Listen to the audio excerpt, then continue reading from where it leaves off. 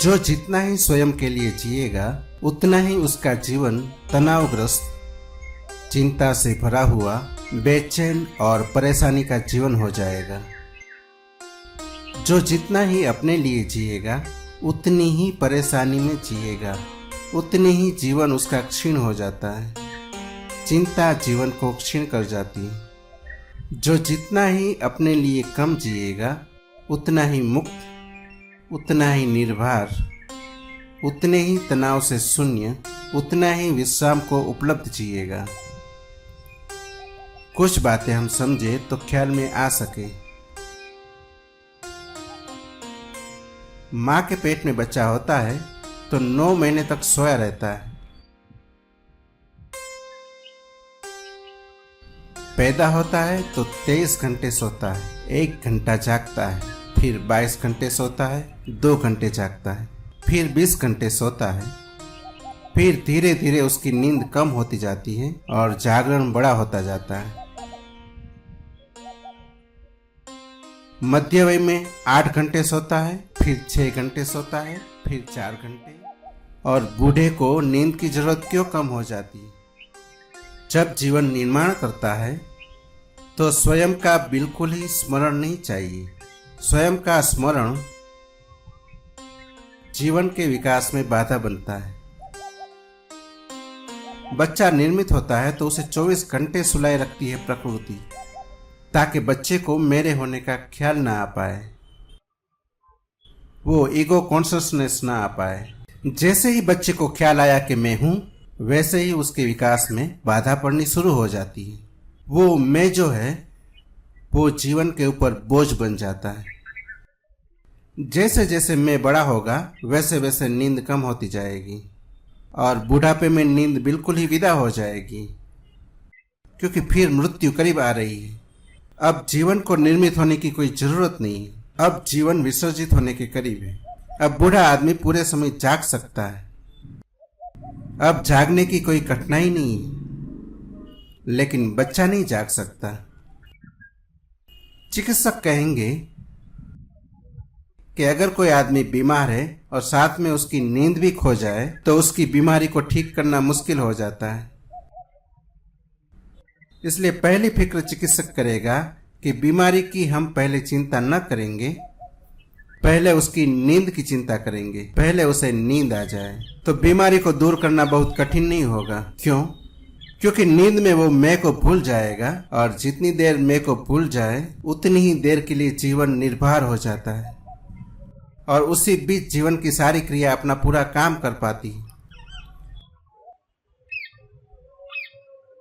अगर बीमार आदमी न सो सके तो बीमारी से भी ज्यादा खतरनाक उसका जागना हो जाएगा, क्योंकि चिंता 24 घंटे उसके सिर पर बनी रहेगी। आप रात 8 घंटे सोने के बाद सुबह ताजा अनुभव करते हैं, अपने को प्रसन्न अनुभव करते हैं। उसका कोई और कारण नहीं, क्योंकि 6 घंटे के लिए अहंकार से छुटकारा हुआ था। अगर मनुष्य जाति हजारों हजारों साल से शराब में, बेहोशी की और मादक द्रव्यों में रस लेती रही है, तो उसका एक ही कारण है, क्योंकि आदमी इतना चिंता और इतने अहंकार से भरा हुआ है कि उसका जीना मुश्किल हो जाता है अगर वो अपने को न भूल पाए। आखिर आदमी अपने को याद रखकर इतना परेशानी में क्यों पड़ता है? लाओ से कहता है कि ये प्रकृति इतनी शाश्वत है इसीलिए कि इसे पता ही नहीं है कि मैं हूं। ये आकाश इतना नित्य है इसलिए कि ये अपने लिए नहीं है, दूसरों के लिए है। हम सब अपने लिए, और जो आदमी जितना ज्यादा अपने लिए है उतना परेशान होगा, विक्षिप्त हो जाएगा, पागल हो जाएगा। जितना हमारा बड़ा घेरा होता है जीने का, उतनी ही विक्षिप्तता कम हो जाती है। जो जितने ज्यादा लोगों के लिए जी सकता है उतना ही हल्का हो जाता है, उसमें पंख लग जाते हैं, वो आकाश में उड़ सकता है। ये मैंने आपसे कहा कि नींद आपको हल्का कर जाती है, इसीलिए उतनी देर के लिए आप अपने मैं को भूल जाते हैं। मैंने आपसे कहा कि बुढ़ापे में नींद की जरूरत कम हो जाती है, क्योंकि मैं इतना सघन हो जाता है कि नींद को आने भी नहीं देता। वो इतना भारग्रस्त हो जाता है मन की नींद के लिए, जो शिथिलता और रिलैक्सेशन चाहिए वो असंभव हो जाता है।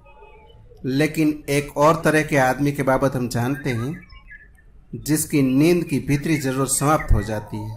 कृष्ण ने गीता में कहा है कि वैसा जागा हुआ पुरुष नींद में भी जागता है। बुद्ध ने भी कहा है कि अब मैं सोता हूं जरूर, लेकिन वो नींद मेरे शरीर की नींद है, मेरी नहीं। महावीर ने कहा है जब तक नींद जारी रहे तब तक जानना कि तुम्हारे भीतर आत्मा का अनुभव शुरू नहीं हुआ है। एक और जागरण भी है, जबकि भीतर किसी नींद की कोई जरूरत नहीं रह जाती, क्योंकि कोई अहंकार नहीं रह जाता जिसे उतारने के लिए नींद की बेहोशी की आवश्यकता हो। कोई भीतर अहंकार नहीं रह जाता तो कोई तनाव नहीं रह जाता। तनाव नहीं रह जाता तो नींद की कोई जरूरत नहीं रह जाती। शरीर थकेगा, सो लेगा, लेकिन भीतर चेतना जागती ही रहेगी। भीतर चेतना देखती रहेगी कि अब नींद आई और अब नींद शरीर पर छा गई और अब नींद समाप्त हो गई और शरीर नींद के बाहर हो गया। भीतर कोई सतत जागकर इसे भी देखता रहेगा। कभी आपने सोचा ना होगा, कभी आपने अपनी नींद को आते हुए देखा है या कभी जाते हुए देखा है? अगर देखा हो तो आप एक धार्मिक आदमी। उसका अर्थ ये हुआ कि आप ही नींद बन जाते हैं। जब नींद आती है तो आप इतने बेहोश हो जाते हैं कि भीतर का कोई कोना अलग खड़े होकर देख नहीं सकता कि नींद आ रही है। और जिस व्यक्ति ने अपने भीतर आती नींद नहीं देखी, वो व्यक्ति अपने भीतर आते क्रोध को भी नहीं देख पाएगा, क्योंकि क्रोध के पहले भी निद्रा की स्थिति शरीर में फैल जाती है। वो जरूर देख पाएगा पीछे बाद में, जब क्रोध जा चुका होगा या क्रोध अपना काम कर चुका होगा, तब वो पछताएगा और कहेगा बुरा हुआ, क्रोध नहीं करना था। लेकिन जब क्रोध आएगा उस पहले चरण में वो नहीं देख पाएगा। और जो व्यक्ति क्रोध को पहले चरण में देख ले, वो क्रोध से मुक्त हो जाता है। काम वासना भीतर उठेगा तो पहले चरण में नहीं दिखाई पड़ेगा। जो व्यक्ति पहले चरण में देख ले, वो वासना से मुक्त हो जाता है, क्योंकि जीवन की सारी व्यवस्था जैसे जीवन में हम हैं वो मूर्छा से चलती है। और हमारी मूर्छा का जो केंद्र है,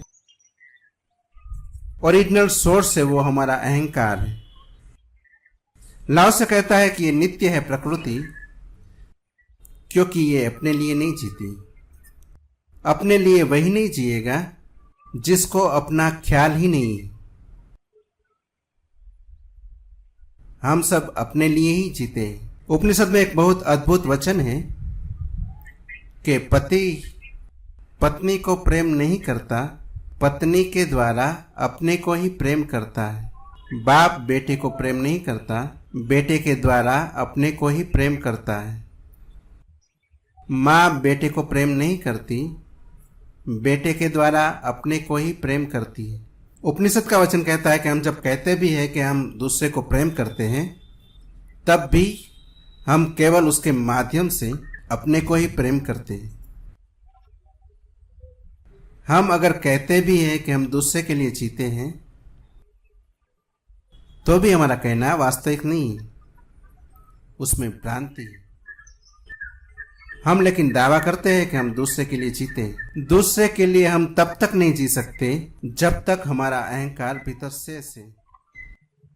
जब तक अहंकार है तब तक हम जो भी करेंगे अहंकार ही उनका मालिक रहेगा। इसे ठीक से समझ लेना जरूरी है, क्योंकि हम बहुत से काम करते ही ये सोचकर कि इससे अहंकार का कोई संबंध नहीं, लेकिन हम जो भी करेंगे जब तक भीतर अहंकार है वो उससे ही संबंधित होगा। हम विनम्रता भी आरोपित कर सकते हैं अपने ऊपर, वो भी हमारे अहंकार का आभूषण बनकर समाप्त हो जाएगी। मैं आपके चरणों में भी गिर सकता हूँ, धूल हो सकता हूँ चरणों की, लेकिन फिर भी मेरा अहंकार घोषणा करता रहेगा कि मुझसे ज्यादा विनम्र और कोई भी नहीं है। मैं चरणों की धूल हूँ। वो मेरा मैं इस विनम्रता को भी शोषण करेगा और इस विनम्रता से भी मजबूत होगा। अहंकार त्याग भी कर सकता है, सब छोड़ सकता है, लेकिन स्वयं बच जाता है, उसका कोई अंत नहीं होता। तो जब लाओ से जैसा व्यक्ति कहता है कि तभी शाश्वत और नित्य जीवन उपलब्ध होगा जब दूसरों के लिए जीना शुरू हो, लेकिन दूसरों के लिए मैं तभी जी सकता हूं जब मेरा भीतर मैं न रह जाए या मेरा मैं ही दूसरों के भीतर मुझे दिखाई पड़ने लगे। ये दोनों एक ही बात है। अहंकार करीब करीब ऐसा है, अगर हम बुद्ध के प्रतीक को ले तो समझ में आ सके, और क्योंकि बुद्ध ने अहंकार और आत्मा का एक ही अर्थ किया है। बुद्ध कहते थे आत्मा या अहंकार ऐसे ही है जैसे सांझ हम दिया जलाते हैं और सुबह हम दिया बुझाते हैं। तो हम यही समझते हैं कि जो दिया हमने सांझ जलाया था वही सुबह हमने बुझाया, वो गलत है, क्योंकि दिए की ज्योति तो प्रतिपल बुझती जाती है और नई होती चली जाती है। हम देख नहीं पाते गैप। एक ज्योति धुआं होकर आकाश में चली जाती है, उसकी जगह दूसरी ज्योति स्थापित हो जाती है। दोनों के बीच का जो अंतराल है वो इतनी तीव्रता से बढ़ता है कि हमारी आंखें उसे पकड़ नहीं पाती। अगर हम किसी तरह स्लो मोशन कर सके, ज्योति को धीमा चला सके या हमारी आंख की गति को बढ़ा सके तो हम बराबर देख सकेंगे। एक ज्योति बुझ गई और दूसरी ज्योति आ गई, दूसरी बुझ गई और तीसरी आ गई। रात भर ज्योतियों की एक सीरीज, एक श्रृंखला जलती बुझती। जो ज्योति हमने सांझ को जलाई वो हम नहीं बुझाते, सुबह हम उसी श्रृंखला में एक ज्योति को बुझाते जो सांझ बिल्कुल नहीं थी। बुद्ध कहते थे अहंकार एक सीरीज है, एक वस्तु नहीं है, एक श्रृंखला है। अहंकार कुशल है, हो ऐसा नहीं है ही, और अहंकार फूटी कोड़ी पर भी साम्राज्य खड़े कर लेता है। हम सबके पास अहंकार के नाम पर कुछ भी नहीं है, फूटी कोड़ी भी शायद नहीं है, पर साम्राज्य हम खड़ा कर लेते हैं। अगर हम हट जाएं अपने रिलेशनशिप के जगत से, जो हमारा अंतर संबंधों का जगत है, तो 2-4 दिन के लिए खालीपन रहेगा। पहाड़ पर यही होता है, एकांत में यही होता है, लेकिन 2-4 दिन के बाद ही हमारा मन नए इंतजाम कर लेगा, नए संबंध बना लेगा, नया तेल जुटा लेगा, बाती फिर चलने लगेगी। लेकिन एक बात ध्यान रख लेनी जरूरी है कि अहंकार हमें 24 घंटे पैदा करना पड़ता है। ये कोई ऐसी चीज नहीं है जो है वो करीब करीब ऐसा है जैसे कोई आदमी साइकिल चलाता है, पेडल मारता रहे तो साइकिल चलती है, पेडल बंद कर दे साइकिल बंद हो जाती। कोई इस भ्रम में ना रहे कि पेडल बंद रहे और साइकिल चलती रहेगी। थोड़ी चल भी सकती है पुराने मोमेंटम से, या उतार हो तो थोड़ी बहुत देर तक चल सकती है, लेकिन चल नहीं पाएगी, गिर जाएगी। अहंकार भी ठीक 24 घंटे चलाइए तो चलता है। मिटाने की कोई भी जरूरत नहीं है अहंकार को, सिर्फ चलाना बंद कर देना पर्याप्त है। लेकिन आमतौर से लोग पूछते हैं कि अहंकार को कैसे मिटाएं। अगर आपने कैसे मिटाया तो आप मिटाने के लिए पेडल चलाने लगते हैं, उससे मिटता नहीं। अगर आपने मिटाने का पूछा तो आप समझे ही नहीं। लेकिन शिक्षक समझाए जाते हैं लोगों को कि अहंकार को मिटाओ, क्योंकि लाओ से जैसे लोगों को पढ़ लेते हैं। पढ़ लेना बहुत आसान है, उन्हें समझना बहुत मुश्किल है। पढ़ लेते हैं तो एक ही ख्याल आता है कि अहंकार को कैसे मिटाएं, क्योंकि लाओ से कहता है कि अहंकार मिट जाए तो जीवन शाश्वत हो जाए, अमृत को उपलब्ध हो जाए। हमारे मन में भी लोभ पकड़ता है, लोभ ज्ञान नहीं, लोभ पकड़ता है कि हम भी अमृत को कैसे उपलब्ध हो जाए, कैसे वो जीवन हमें मिल जाए जहाँ कोई मृत्यु नहीं, कोई अंधकार नहीं, कैसे हम शाश्वत चेतना को पा जाए। लोभ हमारे मन को पकड़ता है, ग्रीड। और वो लोभ हमसे कहता है कि लाओ से कहता है कि अहंकार ना रहे, तो वो लोभ हमें कहता है कि अहंकार कैसे मिट जाए। फिर हम मिटाने की कोशिश में लग जाते हैं। कोई घर छोड़ता है, कोई पत्नी को छोड़ता है, कोई धन छोड़ता है, कोई वस्त्र छोड़ता है, कोई गांव छोड़ के भागता है। फिर हम छोड़ के भागने में लगते हैं कि शायद ये छोड़ने से मिट जाए।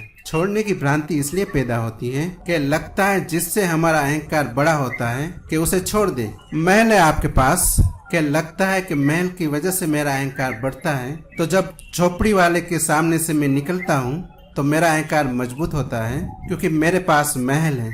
इसलिए अहंकार कम करने वाले जो नासमझ, मैं दोहराता हूँ, जो अहंकार कम करने वाले नासमझ है वो कहेंगे कि महल छोड़ दो तो अहंकार छूट जाएगा। लेकिन आपको पता नहीं, महल को छोड़ के जब झोपड़ी के सामने से निकलता है तब उसके पास महल वाले अहंकार से भी बड़ा अहंकार होता है। इसलिए असली सवाल यह है कि अहंकार जो प्रतिपल पैदा होता है वो कैसे पैदा ना हो। कोई अहंकार की संपदा नहीं है जिसे नष्ट करना है। अहंकार प्रतिपल पैदा होता है, उसमें हम रोज तेल डालते हैं, पानी सींचते हैं, उसकी जड़ों को गहरा करते हैं, उसमें रोज पत्ते आते चले जाते हैं। वो हमारी रोज की मेहनत है। इसलिए नींद में हम सो जाते हैं, सुबह हल्कापन लगता है कि रात भर हम कम से कम अहंकार को पोषित नहीं कर पाते, पेडल छूट जाते हैं रात भर के लिए। सुबह हम हल्के उठते हैं। सुबह आदमी अलग होता है, इसलिए आदमी की शक्ल अलग मालूम पड़ती है। अगर आदमी से कोई भले काम की आशा हो तो सुबह ही उसे प्रार्थना कर लेनी चाहिए। दोपहर तक तो सब गड़बड़ हो गया होता है। इसलिए भिखारी सुबह भीख मांगने आते हैं, शाम को नहीं आते। वो जानते हैं आपको भली भांति कि सुबह शायद नींद आई हो आदमी को अच्छी, तो थोड़ा अपने को भूल जाए तो 2 पैसे इसे छूट सके। सांझ को कोई आशा नहीं है आपसे, क्योंकि सांझ तक आपने दिन भर इतने पेडल मारे हैं कि अहंकार काफी मजबूत होगा। क्योंकि दिन भर अहंकार मजबूत होता है, बहुत धुआं इकट्ठा हो जाता है उनके आसपास। अगर ये बहुत ज्यादा हो जाए तो रात नींद भी नहीं आ सकती, क्योंकि इसका तनाव रात भर पकड़े रहेगा। इसका तनाव भीतर प्रवेश कर जाएगा, स्नायु शिथिल नहीं हो पाएंगे, उनमें खून दौड़ता ही रहेगा। जैसे जैसे आदमी सभ्य होता है उतना उतना अहंकार और उतनी उतनी निंद्रा क्षीण होती चली जाती है। अहंकार वस्तु नहीं है। लाओसे के हिसाब से अहंकार एक घटना है, और घटना भी कहना ठीक नहीं है। ज्यादा कहना ठीक होगा ए सीरीज ऑफ इवेंट्स, घटनाओं का एक क्रम। कहीं से भी क्रम तोड़ दिया जाए तो घटना अभी टूट सकती है। सच बात यह है कि हम उसे नई गति और नई शक्ति ना दें। हम उसे गति और शक्ति देते कैसे? हमारी व्यवस्था क्या है? हमारी व्यवस्था ये है 24 घंटे इसी कोशिश में रहते हैं कैसे अहंकार को ज्यादा तेल मिल जाए। तेल देने के कई रास्ते हैं। जो बड़े से बड़ा रास्ता है वो ये है कि लोगों का ध्यान मेरी तरफ आकर्षित हो। अहंकार के लिए जो बड़े से बड़ा तेल है, लोगों का ध्यान मेरी तरफ आकर्षित हो, लोग मेरी तरफ देखें। इसलिए राजनीति इतनी प्रभावी हो जाती है, इसलिए दुनिया इतनी धीरे धीरे राजनीतिक होती जाती है। उसका कारण है कि राजनीति जितने जोर से चित्त को, लोगों को आकर्षित करवा लेती है, उतनी और कोई चीज आकर्षित नहीं करवा पाती। जब 1000 आंखें आपको देखती है तो आपके अहंकार को बड़ा तेल मिलता है। दूसरों का ध्यान आपके अहंकार का तेल बनता है। बहुत सूक्ष्म मादकता है दूसरों की आंखों में। वो अगर आपको देखते हैं तो आपके अहंकार को रस उपलब्ध होता है, गति उपलब्ध होती है। अगर अहंकार को विसर्जित करना है तो दूसरा उपाय है, दूसरे पर ध्यान दे। इसलिए जब भी आप दूसरे पर ध्यान देते हैं तो आपको बहुत हल्कापन लगता है। जिसको हम प्रेम कहते हैं वो कुछ और नहीं है, वो दूसरे पर ध्यान देना है। जब आप किसी के प्रेम में होते हैं तो मन बहुत हल्का मालूम पड़ता है। जिसको आप प्रेम करते हैं वो आपके पास होता है तो आप बिल्कुल निर्भर हो गए होते हैं, पंख लग जाते हैं, आकाश में उड़ जाए, फैल जाए। क्यों? क्योंकि जिससे आप प्रेम करते हैं उसको आप ध्यान देते हैं, स्थिति बदल जाती है। आप ध्यान देते हैं,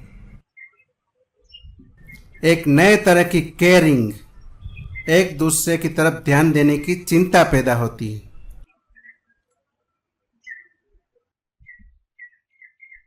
माँ जब अपने बेटे पर ध्यान दे रही होती है तब अपने को बिल्कुल भूल गई होती है, क्योंकि ध्यान जो है वो वन वे ट्रैफिक है।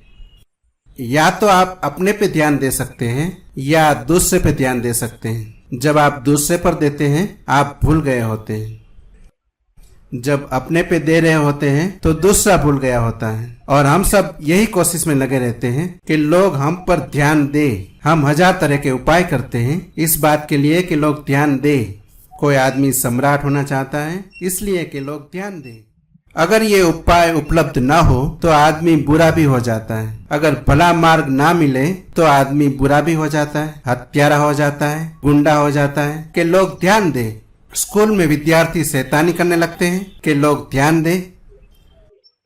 इसलिए शिक्षकों के हाथ में एक पुरानी तरकीब है, जो विद्यार्थी ज्यादा से ज्यादा उपद्रव कर रहा हो उसे अगर कैप्टन बना दिया जाए तो वो उपद्रव करना बंद कर देता है। कोई और कारण नहीं है, क्योंकि जिस वजह से वो उपद्रव कर रहा था वो कैप्टन बनाने से पूरी हो जाती है। वो ध्यान आकर्षित कर रहा था, वो कह रहा था मैं भी यहाँ हूँ, मैं ऐसा निग्लेक्ट नहीं जी सकता हूँ। इस कमरे में मेरी प्रतीति सबको एहसास होनी चाहिए कि मैं यहाँ हूँ। मेरा होना सबको पता होना चाहिए। वो ठीक मार्ग भी चुन सकता है अगर मार्ग उपलब्ध हो। अगर मार्ग उपलब्ध ना हो तो वो गलत मार्ग भी चुन सकता है। लेकिन वो जो भी कर रहा है वो केवल ध्यान आकर्षित करने की व्यवस्था और कोशिश है। अहंकार ध्यान मांगता है, ठीक ना मिले गलत ढंग से मान।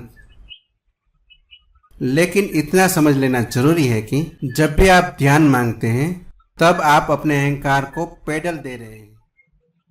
छोटे से छोटे बच्चे में भी आकांक्षा है कि सब उसकी तरफ देखें, इसलिए माताएं सदा परेशान रहती हैं। तो घर में मेहमान नहीं होते तो बच्चे बड़े शांत रहते हैं, लेकिन घर में कोई मेहमान प्रवेश कर जाए और बच्चों ने उपद्रव शुरू किया, वो क्या वजह होगी? क्योंकि घर में मेहमान न हो तब बच्चे उद्यम करें तो माँ को भी चिंता नहीं है, लेकिन घर में कोई न हो तो बच्चे शांत अपने काम में लगे रहते हैं। घर में कोई आए कि बच्चे गड़बड़ शुरू कर देते हैं। असल में घरों में किसी के आते ही बच्चे कहते हैं कि हम पर भी ध्यान दे, हम भी यहाँ है, मैं भी यहाँ हूँ। इसकी घोषणा बच्चे कैसे करें? चीजें पटक के कर देते हैं, शोरगुल कर देते हैं, रोने लगते हैं, खाने की मांग करने लगते हैं। अभी घड़ी भर पहले माँ कहती थी कुछ खा लो तो वो कहते हैं कि खाना नहीं है। और अभी बस एक आदमी घर में प्रवेश करता है और उन्हें भूख लगाई, वो भूख नहीं लगी है। उनका अहंकार अभी से पेडलिंग सीख रहा है। वो कोशिश में लगे हुए हैं कि कोई देख ले मैं यहाँ हूँ। बच्चे से लेकर बूढ़े तक यही बचपना है। इसका स्मरण रखें तो लाओसे का सूत्र ख्याल में आ सके कि दूसरे से ध्यान न मांगे। जो दूसरे से ध्यान मांगेगा वो क्षणिक अहंकार को पैदा कर लेगा, लेकिन उसका क्षण भंगुर जीवन है। वो शाश्वत की नीति कभी भी उसकी अपनी ना हो सकेगी। दूसरे पर ध्यान दे। जब लाओसे कहता है कि सर्व मंगल के हेतु जिए, लिविंग फॉर अदर्स, जब लाओसे कहता है तो उसका मतलब यह है ध्यान दूसरे पर दे।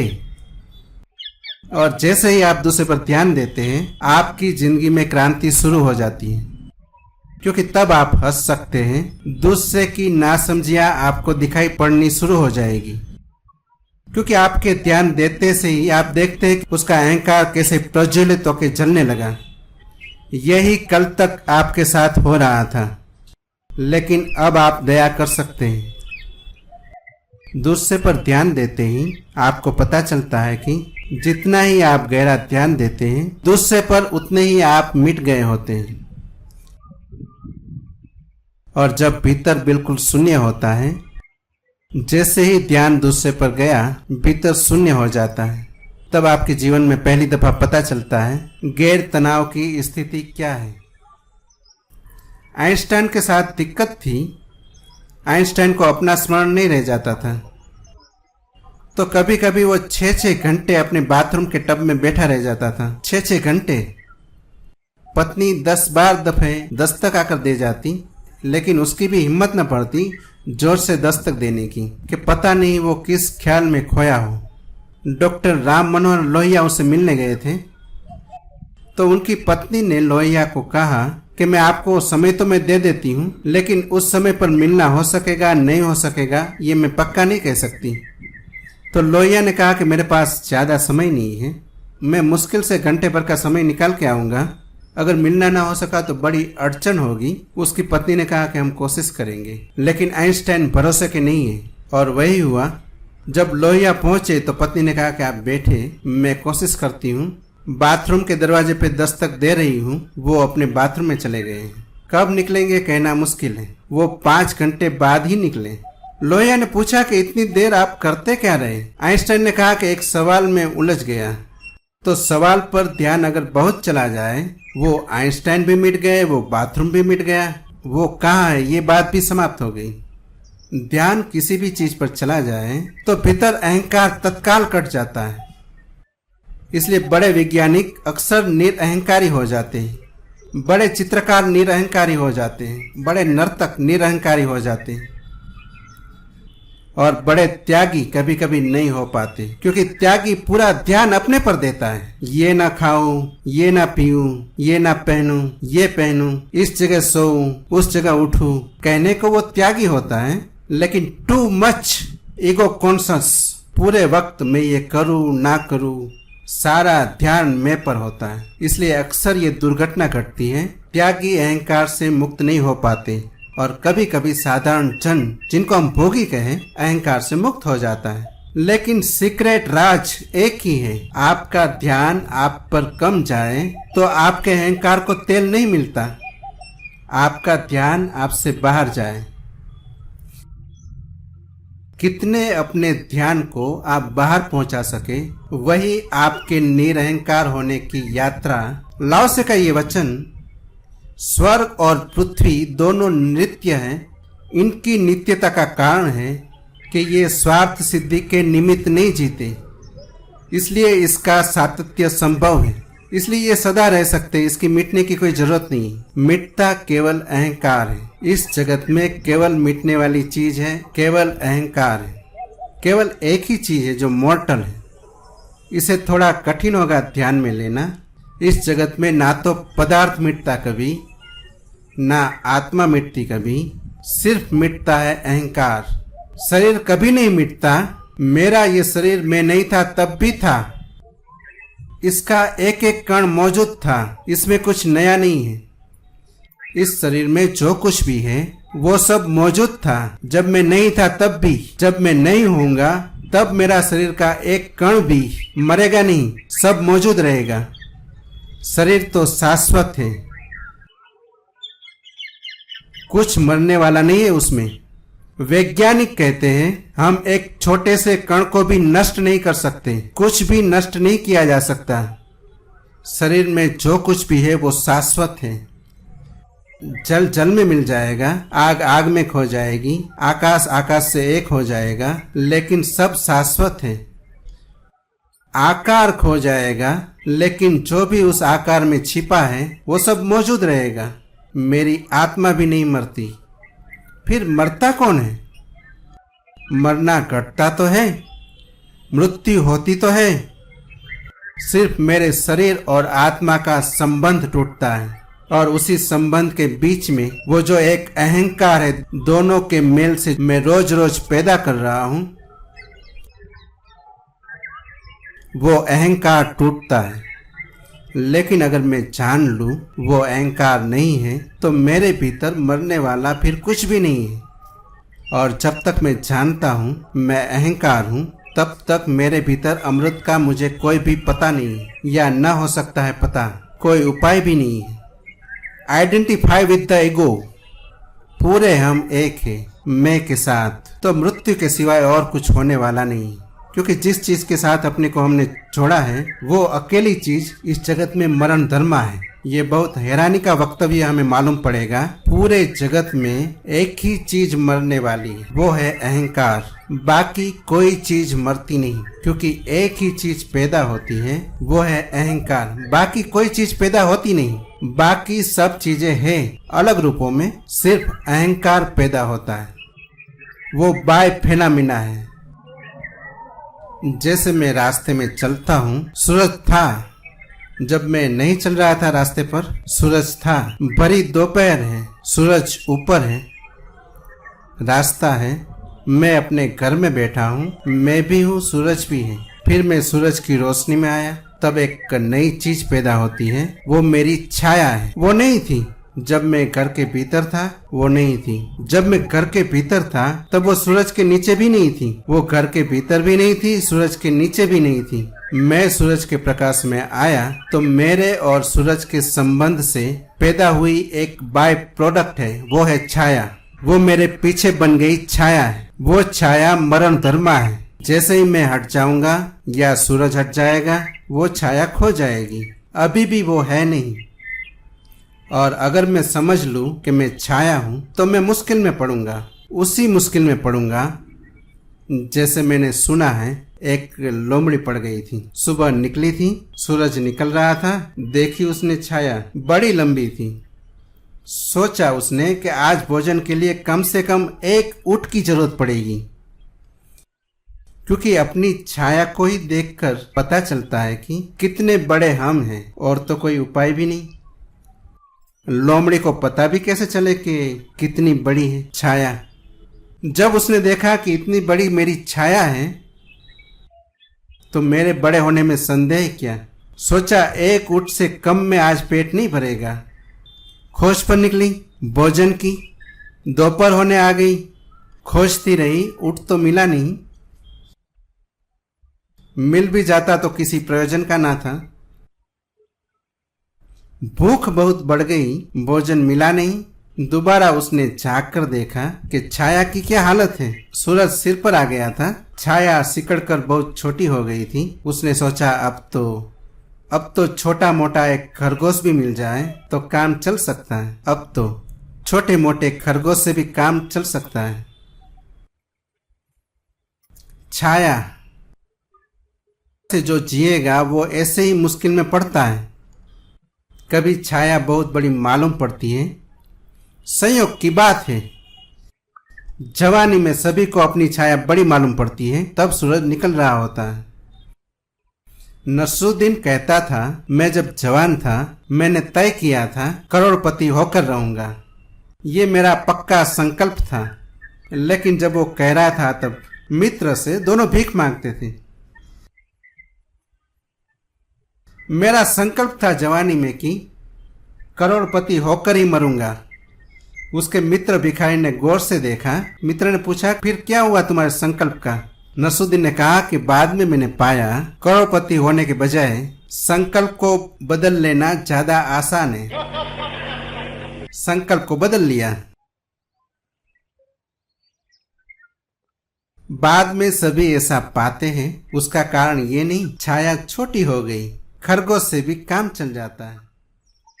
जीवन के संबंधों से एक भीतर भी छाया निर्मित होती है। ये जो मेरा अहंकार है, जिससे मैं तोलता हूँ कि मैं कौन हूँ, और वो रोज हमें बदलना पड़ता है, क्योंकि वो भी संयोग पर निर्भर करता है। एक आदमी सुबह आता है और कहता है कि आप जैसा आदमी जमीन पर कभी पैदा ही नहीं हुआ।